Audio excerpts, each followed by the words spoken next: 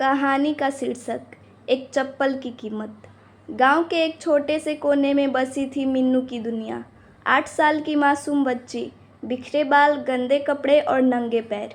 मीनू हर सुबह स्कूल जाती थी, लेकिन उसके पास चप्पल नहीं थी। गर्मी की तपती ज़मीन उसके नन्हे पैरों को झुलसा देती, लेकिन वो कभी स्कूल जाना नहीं छोड़ती। उसका सपना था बड़ी होकर टीचर बनना।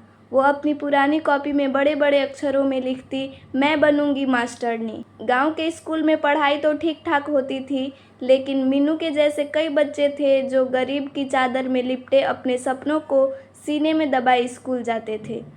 एक दिन जब धूप ज़्यादा तेज़ थी, मीनू के पैरों में छाले पड़ गए। वो रास्ते में बैठ गई और रोने लगी। तभी वहाँ से एक बूढ़ा आदमी गुजरा जिसका नाम था दीनू काका। वो गांव में पुराने जूते चप्पल मरम्मत करने का काम करते थे।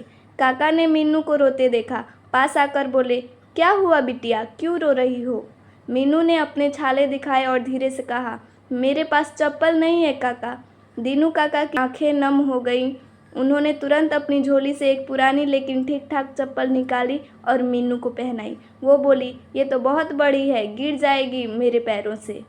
काका मुस्कुराए, बिटिया सपना बड़ा हो तो चप्पल भी बड़ी हो सकती है। मीनू हंस पड़ी। अगले दिन वो नई चप्पल पहनकर स्कूल पहुंची। सब बच्चे उसकी चप्पल देखकर हंसने लगे, पर मीनू को फर्क नहीं पड़ा। वो जानती थी कि उसके सपनों के रास्ते पर ये चप्पल पहला कदम थी। समय बीतता गया। मीनू की पढ़ाई में रुचि और मेहनत देखकर स्कूल के मास्टर जी ने उसका नाम जिला प्रतियोगिता में भेजा। गांव की सबसे होशियार बच्ची प्रतियोगिता। मीनू बहुत घबराई, बोली, मास्टर जी मैं तो बहुत गरीब हूँ, मेरे पास अच्छे कपड़े भी नहीं हैं, मैं कैसे जाऊँगी शहर? मास्टर जी बोले, बेटा ज्ञान कपड़ों से नहीं मन से चमकता है।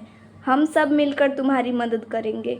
पूरा गांव जुट गया। किसी ने दुपट्टा दिया, किसी ने किताब, किसी ने स्कूल बैग। और दीनू काका ने क्या किया?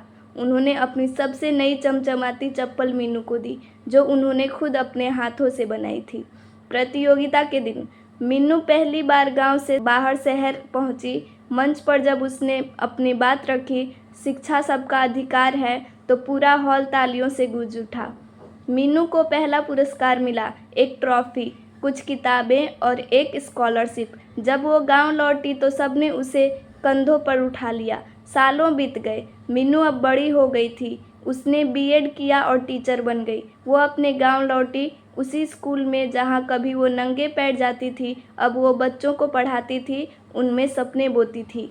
उसने स्कूल के बाहर एक छोटा सा बोर्ड लगाया, दीनू काका पुस्तकालय व चप्पल केंद्र, जहां सपनों को जूते पहनाए जाते हैं।